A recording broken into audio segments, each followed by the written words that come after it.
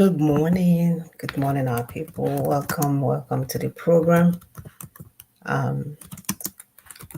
We are absolutely happy to have you here. My sister is on her way. We're having some technical challenges, but it's okay. As usual, we'll take care of it and keep it moving. So, welcome to the program. Please continue to help us to share and like and subscribe and hit the notification button. And by the way, if you are watching our show and you're not sharing with your contacts, you're very wicked. Once again, if you are watching our show, we send it to you, you watch it, you keep it in your phone, you're very wicked. We'll consider you one of the ones that don't want our people to get freedom, because we know a lot of you are doing that. You get this show, you watch it, and you keep it on your phone. When you have contact, you know that this is the information that our people will need. You save it on your phone because you think it's all about you. You think you are in competition. You think, oh, why would I promote monarchy? And I keep saying, why would I promote AP? And I keep saying, if you know better, if you can do this better, please come. We will help you. We will push you through. If you are once again watching our show and then after you finish watching it, you don't share, you hide it in your phone, and then when you see nonsense, you share. You are worse than the Fulanese. You are worse than the colonial monsters. We have no words to describe your wickedness. If you are sharing all manner of nonsense on your Facebook account, on your Instagram account, and you watch the number one information that can help our people understand, I don't know what's coming for you. And you go to your church every day and pray to God to bring salvation. My dear, go and tell yourself the truth. Go check yourself. Something is fundamentally wrong with you. They will continue because our God is on our side. The God of our ancestors, they are doing the work. So whether you play the role or not, God will find will find people that will make it happen. So don't even ever think it's your little push, it's your little share button that will bring the salvation that we are looking for. God is on our side. Anyway, welcome to our program. As usual, please help us to share and like and do all those fancy stuff. And I will do the same while my sister introduces herself.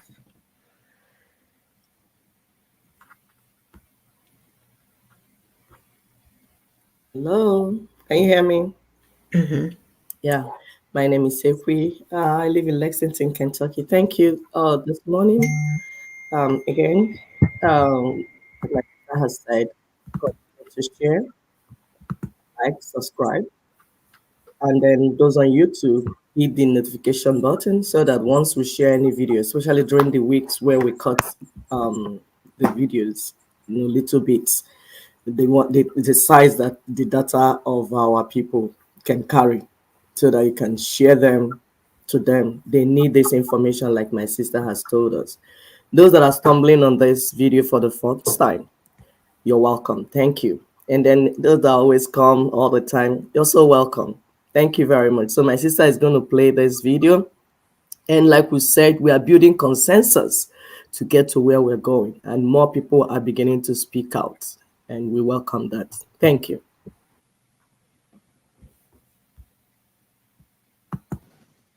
When the word restructuring is bruited around, we often hear the challenge, hey, what do you mean by restructuring? Well, I don't even like the word restructuring. I prefer the expressions like reconfiguration, decentralization. Everybody can grasp that. Decentralization. And those who lead us, they recognize the necessity of it. They recognize the importance, almost the inevitability of it, until they get in power. Yes, that's the difference. Until they get in power.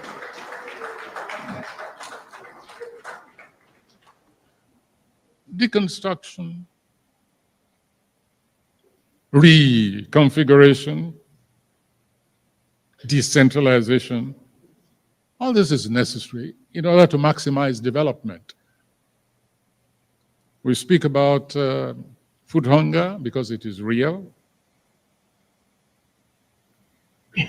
But palliatives are temporary stopgap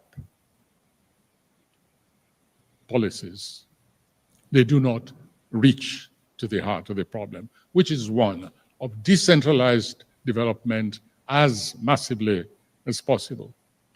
I've attended food conferences, workshops really, all over the world, from Makerere to India, even to Paris, to Sochi, at least conferences in which the whole issue, and Munich, the issue of food security has been addressed. And we've found the consensus is that collectivization is an obsolete word, especially when it comes to food production and access to food. So reconstruction, decentralization is not a slogan. And it is time that we stop the pretend decentralization conferences, which have been proved to be mere distractions, especially by those who have a different agenda in mind, such as third term agenda. It does not mean that nothing of value has come out of some of the conferences we've had in the past. No. So the tomes are there. People have worked at proposals in spite of even knowing that they've been brought together for a charade. I can tell you about even my own Oba, one of our Obas there, close to me in Ogun State. He came to me and said, it's going to happen. It's going to happen. And we've nominated you to go and represent us. I said, where? He's going nowhere. He came back later. I said, you were right. I said, proper wayo. He said, they wasted our time. So they fed us well. They gave us allowances. He said, but it was all a waste of time. It's about time, I think, at this nation, that leaders stop taking this nation for a ride. We must decentralize. Security, has become a bugbear. From all corners of the nation, that is the cry.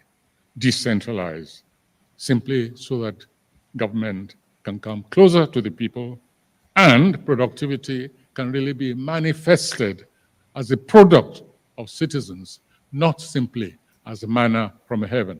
That is the attitude that obtains at the moment.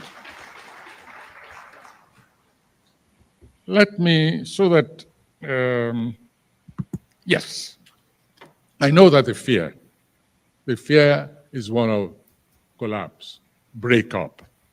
That has been the excuse being given by several regimes. But suppose the nation is breaking up informally. In other words, as a fact, rather than as theory. Then hadn't you better just address this, come straight on and see exactly what happens? What is wrong with genuine representatives sitting down and saying, this should be the protocols of association. Anything outside of it, anyone who does not want to accept these protocols, abide by these protocols, and manifest these protocols in the act, should take a walk. I have no problem at all with even what is known as a nation, beginning as a vast football field and ending up as a ping pong table. If that is going to restore dignity to citizens, if that is going to guarantee 3 square meals a day, then so be it.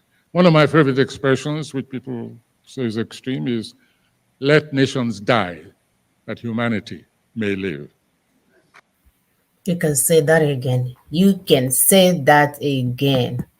You can see our father here is, dancing on the stone. He doesn't want to offend some people. He had to search for words to say all the right things because they know the right things. They know that Ninas is the way. They may not mention Ninas, but they know what needs to be done. So we want to commend him for finding the courage to come out and say what he said. And it goes to show that people are agreeing with what we've been saying all along. You know, some of you be running in the forest, Magana Miruna, Magana Idiguna, Aga Finland, that this is a fundamental problem. So I will pull up the next video while my sister acts. Yeah, acts. yeah. We're gonna, in the course of the show, we're gonna break down more what Professor Soyinka has said, so that it will enter and sink, because we want it to enter and make sense to you, so that you will find it in your heart to carry this campaign and run, because your life depends on it. The life of your children depends on this.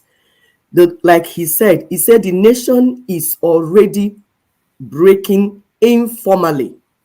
We had some news, also some calamities coming upon the nation, as prophesied by Emma Sack, that white woman that is sent to come and speak to Nigerian Christians about what I would say is the last prophecy, because others have been sent. We heard of the ones they sent in the 1980s from South Africa. They've been sending messages to Nigerian Christians, but they closed their ears.